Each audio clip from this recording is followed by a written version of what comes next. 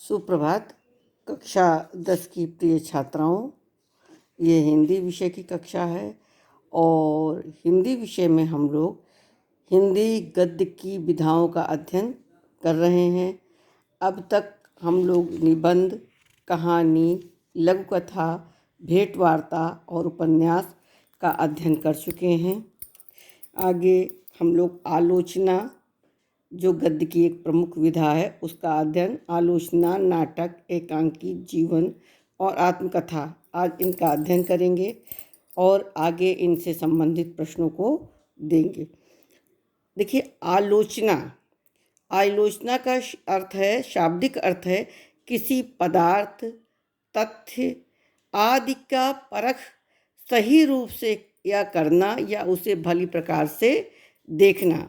और भली भांति देखने से किसी वस्तु के गुण और दोष दोनों ही प्रकट होते हैं। इसलिए किसी साहित्यिक रचना का सूक्ष्मतापूर्वक अवलोकन करते हुए उसके गुण और दोषों को प्रकट करना उसकी आलोचना कहलाता है। क्या कहलाता है? किसी साहित्यिक रचना का सूक्ष्मतापूर्वक अवलोकन करना, उसके गुण और दोषों को प्रकट करना ही आलोचना कहलाता है। ठीक है। अब यद्यपि भारतेंदु जी के समय में ही अनुदित पुस्तकों की समीक्षा पत्र पत्रिकाओं से प्रकाशित होने लगी, किंतु हिंदी आलोचना की अविच्छिन्न परंपरा का सूत्रपात द्विवेदी युग में हुआ था। अर्थात इसका प्रारंभ कब हुआ था? द्विवेदी युग में प्रारंभ हुआ था। कालिदास की निरंकुशता में द्विवेदी जी ने गुण दोष दिखाने वाली शैली में भाषा और व्याकरण के दोषों का संग्रह किया है। इस युग में मिश्र बंधुओं ने हिंदी नवरत्न नाम के एक आलोचनात्मक निबंध प्रकाशित किया था।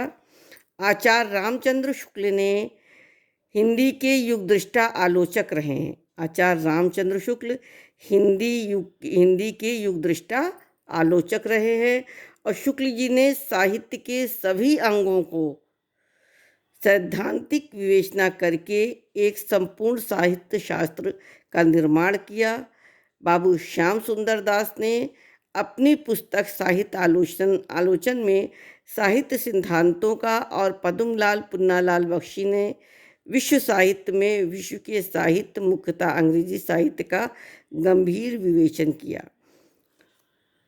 प्रगतिवादी युग के पूर्ण आलोचकों में शिवदान सिंह चौहान, प्रकाश चंद्र गुप्त, डॉक्टर रामविलास शर्मा, नगेंद्र शर्मा, अमृत राय, शमशेर बहादुर सिंह, इलाचंद्र जोशी, अज्ञेय, एक सीमा, एक नलिनी विलोचन शर्मा आदि मनोविश्लेषणात्मक आलोचना के लिए प्रमुख लेखक हैं।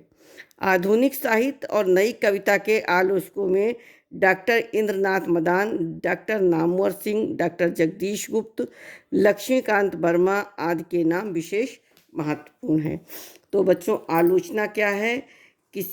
वैसे तो किसी भी वस्तु या तत्व को भली भांति जब आप उसका परख करते हैं, उसको देखते हैं, तो उसके गुण और दोष जो प्रकट होते हैं उनको लिखना ही आलोचना कहलाता है।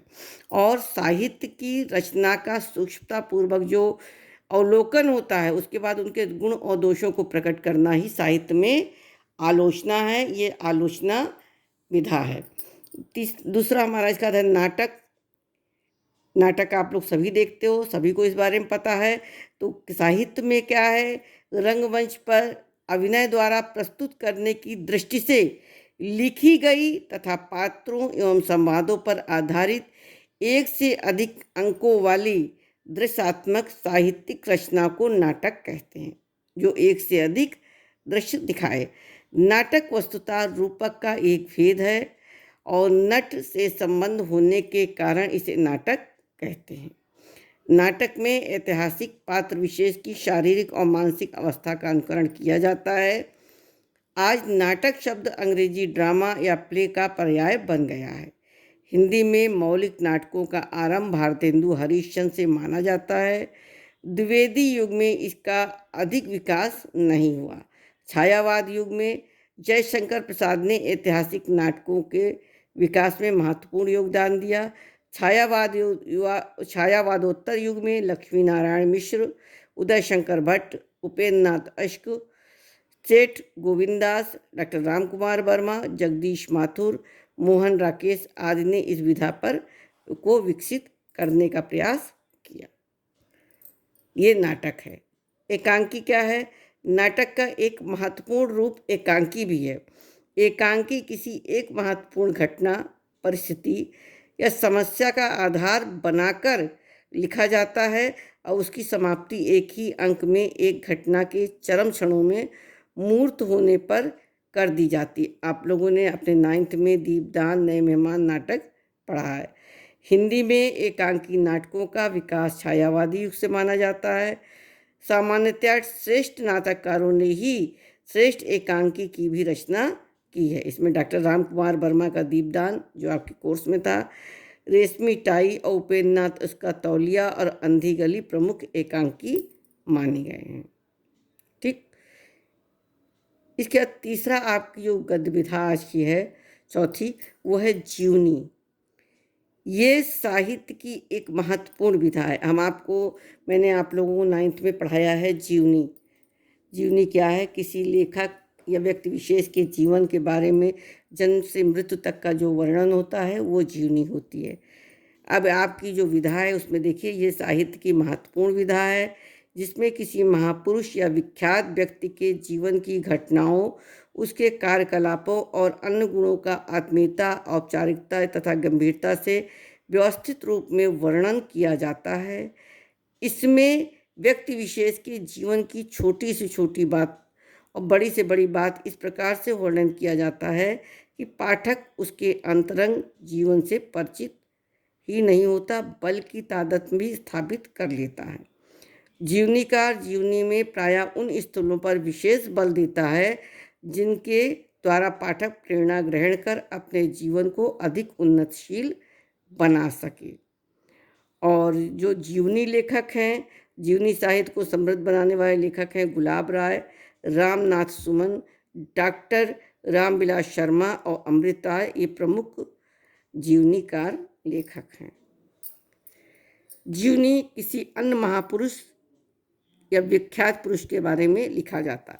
आत्मकथा ये उससे विपरीत थोड़ा सा है। ये विधा भी जीवनी के समान ही लोकप्रिय है।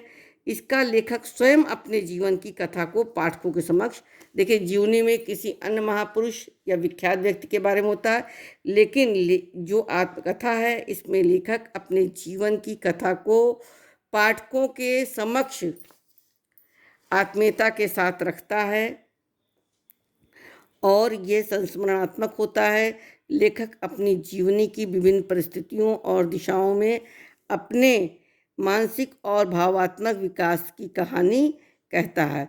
उसका यह वर्णन उसके जीवन काल की पारिवारिक, सामाजिक, आर्थिक तथा राजनीतिक पृष्ठभूमि के संदर्भ में होता है। और आपके जो प्रमुख आत्मकथा लेखक हैं वो हैं डॉक्टर हरिवंश राय बच्चन और वेचन शर्मा उग्र। ये उनकी उत्कृष्ट कृतियों में माना जाता है। ये हमारे प्रमुख आत्मकथा लेखक हैं। धन्यवाद बच्चों।